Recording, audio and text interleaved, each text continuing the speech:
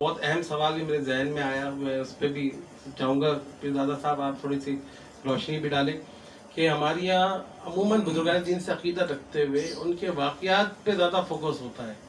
اچھا، واقعات پہ پھر لوگوں کے مختلف اعتراضات بھی ہوتے ہیں، لیکن وہ واقعات اور کس سے زیادہ بیان کی جاتے ہیں، عموماً تعلیمات کا بیان نہیں ہوتا مجالس میں بھی اور مناقب میں بھی عموماً.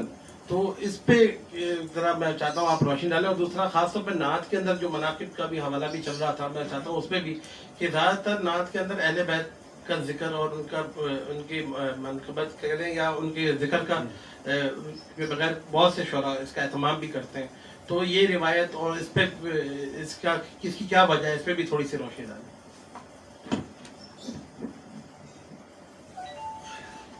بات وہی جو آپ نے کہا کہ غلو کی جو کیفیت ہے وہ لوگوں پہ طاری ہوتی ہے، اور بزرگان دین کا جو کردار ہے، جو سیرت ہے، وہ اس سے ناواقف ہوتے ہیں.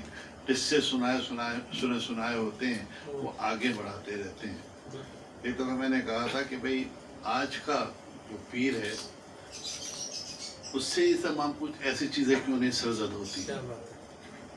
اس کے معنی اس کی زبان میں اثر نہیں ہے، اس کے کردار میں وہ تعلیمات نہیں ہے جو بزرگان دین یا اہل بیت یا صحابہ کرام سے چلی آ رہی ہیں. تو ناواقفیت کہہ سکتے ہیں اس کو، اور بد احتیاطی کہہ سکتے ہیں کہ اس کو اس کا علم ہی نہیں کہ اس کی اس حرکت سے بجائے ثواب کے گناہ کی طرف چلا جائے گا. اس کو اس کا یعنی شعور نہیں ہے، فہم نہیں ہے، ادراک نہیں ہے چیزوں کا.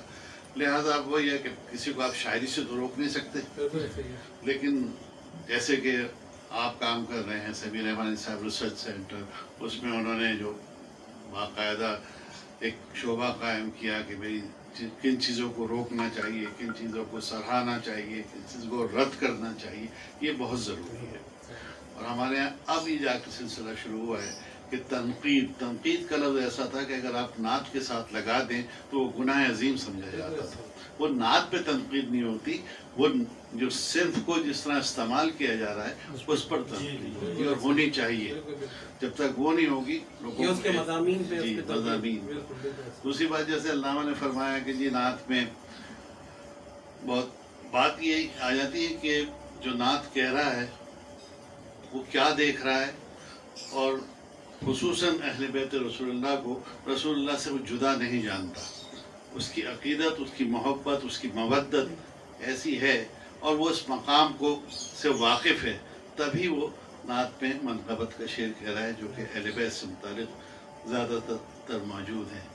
لیکن ہر شخص کو نہ یہ اختیار ہے نہ وہ کہہ سکتا ہے.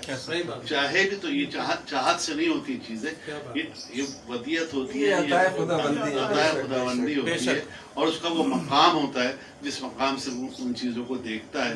جیسے کہ اعلیٰ حضرت کا ذکر کیا، اسی طرح اعلیٰ حضرت کے بعد بھی لوگ آئے، وہ اعلیٰ حضرت کا مقام تو نہیں لے سکتے، لیکن وہ اس مقام پر ضرور تھے جو ان چیزوں کو دیکھ رہے تھے. جب دیکھ رہے تو سمو رہے تھے.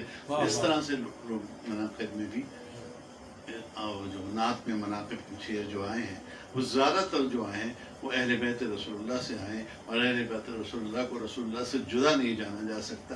اسی کی تعریف ہے، اسی کی سیرت کو آگے بڑھانے والی بات ہے، اس سے منسلک کرنے والی بات ہے.